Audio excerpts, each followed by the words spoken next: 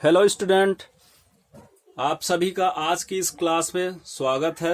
आज हम लोग अकाउंट सब्जेक्ट के 2.1 चैप्टर का पहला सवाल सॉल्व करेंगे, जो कि आपका लेखांकन समीकरण है।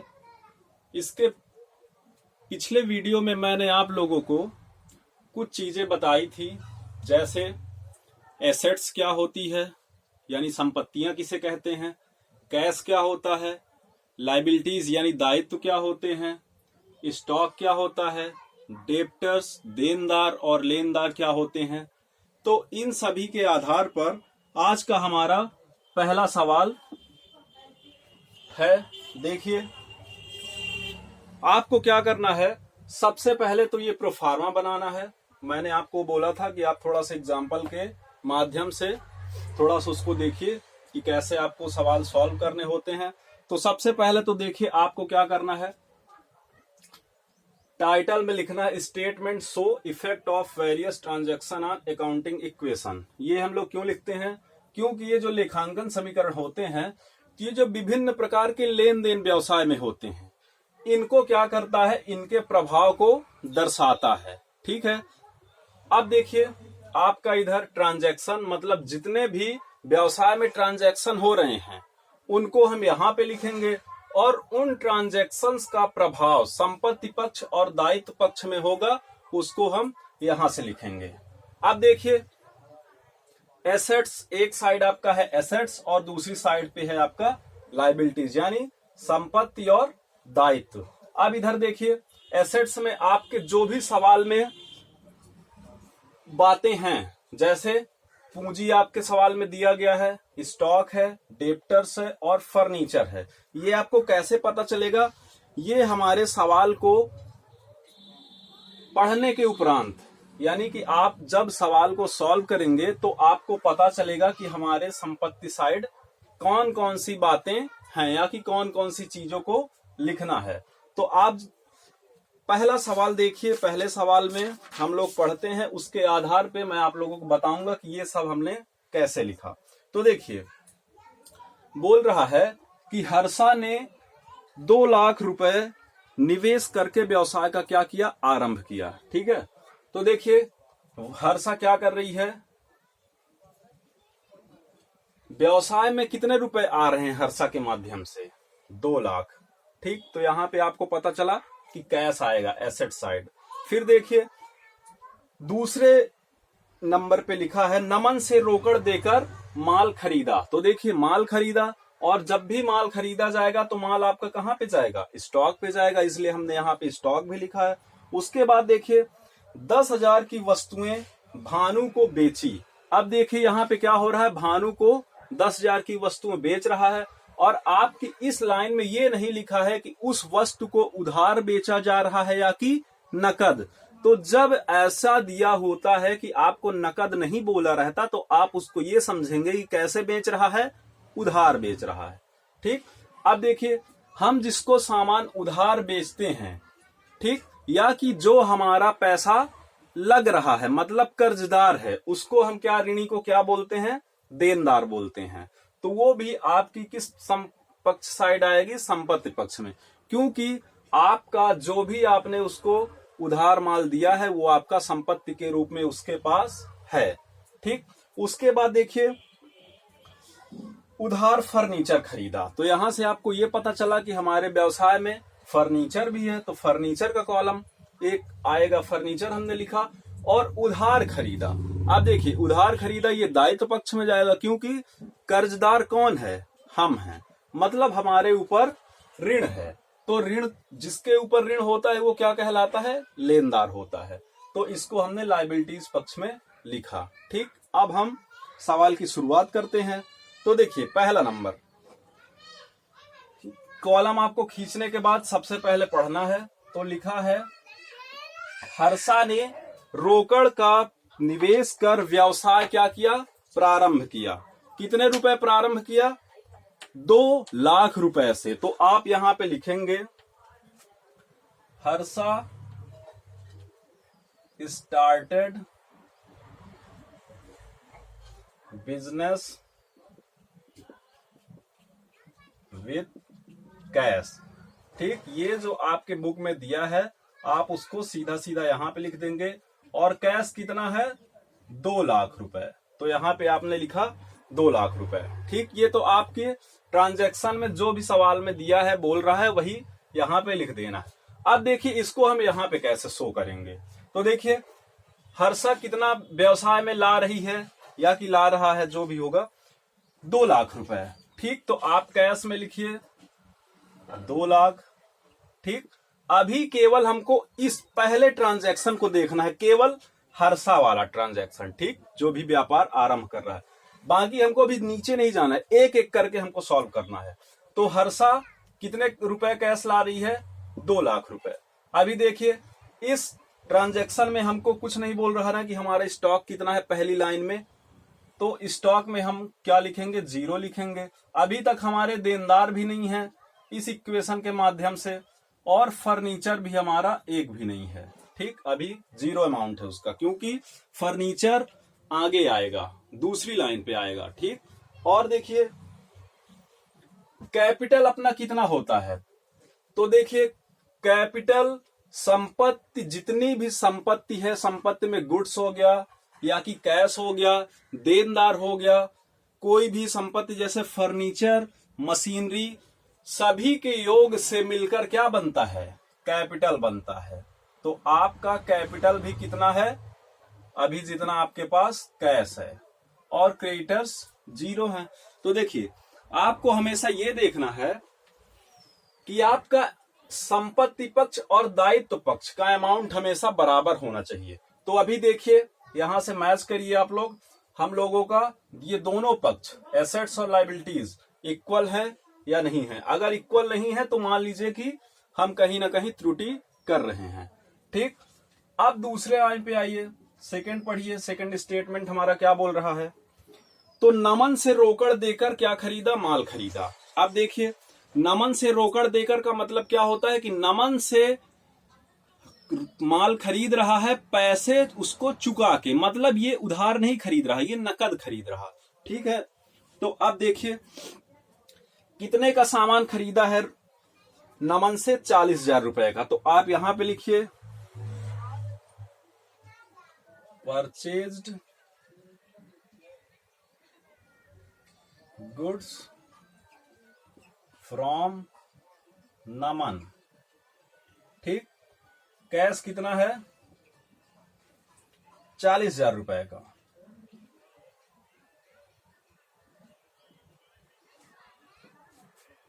अब देखिए गुड्स खरीदेगा तो आप उस गुड्स को कहां पे लिखेंगे, स्टॉक में लिखेंगे। ठीक है, अब देखिए 40,000 रुपए जब व्यवसाय का आरंभ हो रहा है तो कैश कितना था, 2 लाख रुपए।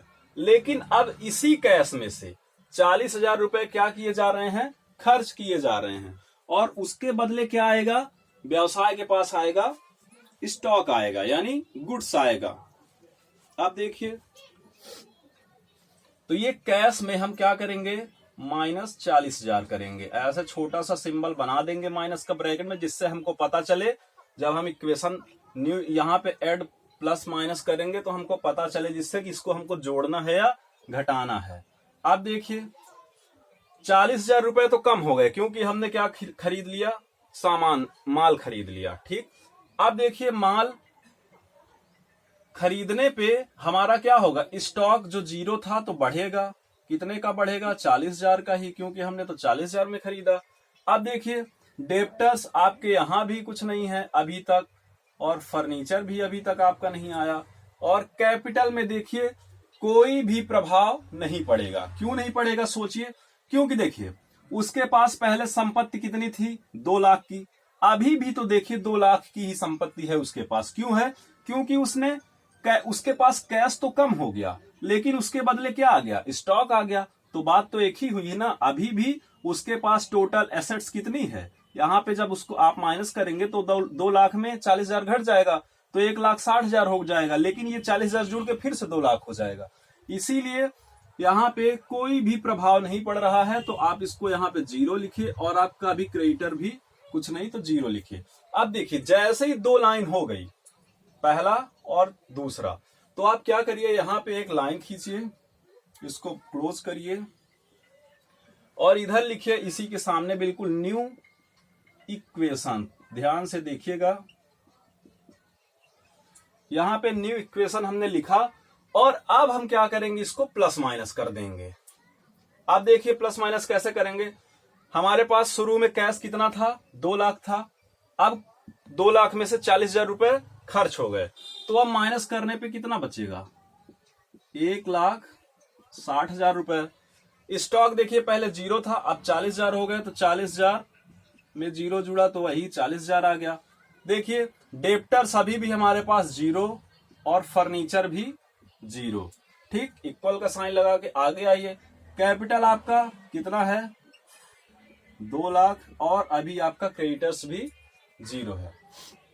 इतना सॉल्व करने के बाद अब हम आगे बढ़ते हैं, तीसरी स्टेटमेंट को पढ़ते हैं। तो देखिए तीसरा स्टेटमेंट हमारा क्या बोल रहा है कि 10,000 मूल्य की वस्तुएं, 10,000 मूल्य की वस्तुएं भानु को बेची। कैसे बेच रही है, मतलब कैसे बेचा जा रहा है, उधार बेचा जा रहा है, क्योंकि यहां पे नहीं लिखा है ना कि नगद बेचा या उधार बेचा। तो जब भी ऐसा हो कि केवल, मतलब ऐसा लिखा हो कि बेच रहा है केवल बताए, उधार या नकद ना बताए, तो हमेशा उसको उधार मानते हैं। ठीक है, तो यहां पे ये बोल रहा है कि 10,000 मूल्य की वस्तुएं भानु को बेची, लेकिन उसके सामने आप देखिए अमाउंट लिखा है 12,000 रुपए। इसका मतलब क्या हो रहा कि 10,000 मूल्य की वस्तु भानु को कितने रुपए में बेच रहा है, 12,000 रुपए में। और अच्छा एक बात ध्यान दीजिए, अगर आप 10,000 की वस्तु 12,000 रुपए में बेचेंगे तो आपको प्रॉफिट होगा ना। ठीक, अब ये बताइए, अगर आपको प्रॉफिट होगा तो आपकी कैपिटल बढ़ेगी कि घटेगी, बिल्कुल बढ़ेगी, क्योंकि भाई जब व्यापार में आपको प्रॉफिट हो रहा तो आपको आपकी पूंजी बिल्कुल बढ़ेगी। तो इसको देखिए, इस स्टेटमेंट को हम कैसे लिखते हैं, तो यहां पे हम लिखेंगे 3rd number, sold goods to Bhanu. यहां पे लिखिए सोल्ड गुड्स टू भानु, और यहां पे आप लिख दीजिए कॉस्ट, कर ब्रैकेट में लिख दीजिए कॉस्ट कितना है, 10,000 का सामान बेच रहा है। ठीक है, कितने में, 12,000 रुपए में। तो देखिए भानु को 10,000 की वस्तु 12,000 रुपए में बेची जा रही है। इसको अब हम देखते हैं यहां पे हम कैसे प्रदर्शित करेंगे। तो देखिए हमको भानु को हमने माल बेचा तो पैसे की प्राप्ति नहीं हुई ना, क्योंकि हमने कैसे बेचा, उधार बेचा, तो कैश तो हमको मिलेगा नहीं, तो यहां पे हम लिखेंगे 0। फिर देखिए हमने जो भी ये माल बेचा, तो ये हमने माल कहां से बेचा, स्टॉक से बेचा। तो हमारे पास पहले स्टॉक कितने का था, 40,000 का था, लेकिन अब हमने 10,000 रुपए का स्टॉक क्या किया, बेच दिया। तो यहां पे हम क्या करेंगे, लिख देंगे -10,000। जब इक्वेशन बनाएंगे, इसको सॉल्व करेंगे, तो हमारा ये 40,000 में 10,000 घट जाएगा, तभी तो हमको पता चलेगा कि हमारे स्टॉक अब केवल 30,000 का बचा। फिर देखिए अब हमने इसको भानु को उधार बेचा है, तो ये हमारा क्या कहलाएगा, देनदार कहलाएगा। तो अब देखिए हमारे देनदार में कितने रुपए आएंगे, 12,000, क्योंकि भानु को हमने 10,000 का सामान या कि 10,000 का माल कितने में बेचा, 12,000 रुपए में। तो वो हमारा कितना कर्जदार हो गया, ऋणी हो गया, 12,000 रुपए। और फर्नीचर की बात अभी भी नहीं हुई, तो यहाँ पे 0 लिखिए।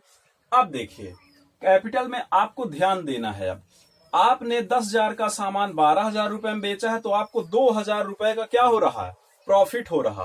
तो ये 2,000 रुपए आपके कैपिटल में क्या होंगे, ऐड होंगे। ठीक है, और अभी भी आपने किसी से उधार सामान नहीं खरीदा है, तो क्रेडिटर में अभी कोई अमाउंट नहीं जाएगा। ठीक, जब भी हम उधार वस्तु खरीदेंगे तब क्रेडिटर में अमाउंट आएगी। अब फिर से 2 लाइनें हो गई, 2 स्टेटमेंट।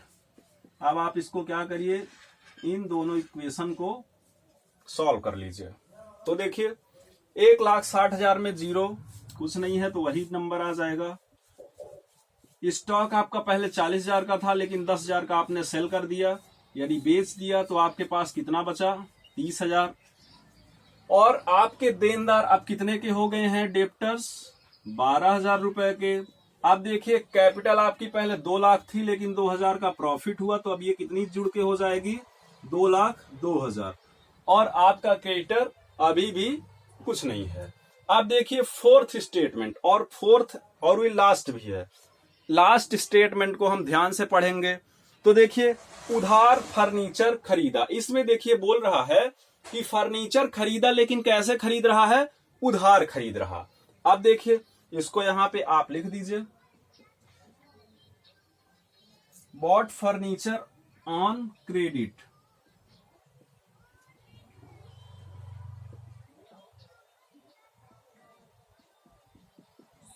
कितने में फर्नीचर खरीद रहा है, सभी ध्यान से देखिए, 7,000 रुपए में। ठीक, इसको हमने यहां पे लिखा। अब हम देखिए इसको यहां पे कैसे शो करेंगे। तो देखिए जब भी हम उधार कोई भी वस्तु खरीदेंगे तो हमारा अमाउंट जो कैश था वो तो हूबहू उसी तरह रहेगा, क्योंकि हम खर्च ही नहीं कर रहे हैं। फिर देखिए स्टॉक हमारा, हम कोई माल तो खरीद नहीं रहे हैं, हम संपत्ति खरीद रहे हैं, तो स्टॉक में हम वही 0 लिखेंगे। और इस बार हम फर्नीचर में 0 की जगह क्या लिख देंगे, यहाँ पे जो आपका 0 आया था फर्नीचर में, उसकी जगह पे हम क्या लिख देंगे, इस बार 7,000 लिख देंगे। ये जैसे हमने न्यू इक्वेशन को ऐड किया था तो 1,60,000 हुआ था, 40,000 में 10,000 घटाए 30,000, और ये देनदार आपका 12,000, और ये फर्नीचर का अमाउंट यहाँ पे 0 ही रहेगा। ठीक है, ध्यान से देखिएगा। अब देखिए 7,000 का हमने फर्नीचर खरीदा उधार, तो कैश हमारा एक भी कम नहीं होगा, मतलब खर्च ही नहीं हो रहा। आपके स्टॉक में भी कोई चेंज नहीं होगा, आपके डेप्टर्स में भी कोई चेंज नहीं होगा, लेकिन इस बार आपका फर्नीचर में कितना अमाउंट आ जाएगा, 7,000, क्योंकि आपने फर्नीचर कितने का खरीदा है, 7,000 का। अब देखिए आपके कैपिटल में भी कोई फर्क नहीं पड़ेगा, तो आप यहां पे क्या लिखेंगे, 0, और क्रेडिटर्स में क्या लिख देंगे इस बार, 7,000। क्यों 7,000 लिख रहे हैं, क्योंकि आपने इस फर्नीचर को क्या किया है, उधार खरीदा है। तो आपका उधार अगर आपने खरीदा है तो आपकी संपत्ति बढ़ेगी, और साथ में क्या बढ़ेगा, दायित्व भी बढ़ रहा है। तो देखिए यहां पे 7,000, तो यहां पे 7,000। अभी भी हमारे देखिएगा आप, जब हम इसको इक्वेशन को ऐड कर लेंगे, प्लस माइनस कर देंगे, तब भी हमारे दोनों तरफ के अमाउंट जोड़ने पे बराबर आएगा। और ये भी ध्यान दीजिए यहाँ पे हमारे सारे अमाउंट देखिए बराबर बराबर अभी भी हैं, 1,60,000 और 40,000। आपका संपत्ति 2 लाख है, इधर आपका दायित्व 2 लाख है। यहाँ पे देखिए 1,60,000 और 30,000 जुड़ा तो 1,90,000, और यहाँ पे आया 1,90,000 में 12,000 जोड़ने पे 2,02,000। और देखिए दायित्व पक्ष भी हमारा 2,02,000 है। ठीक, अब हम इसको फिर से न्यू इक्वेशन करके लिखते हैं।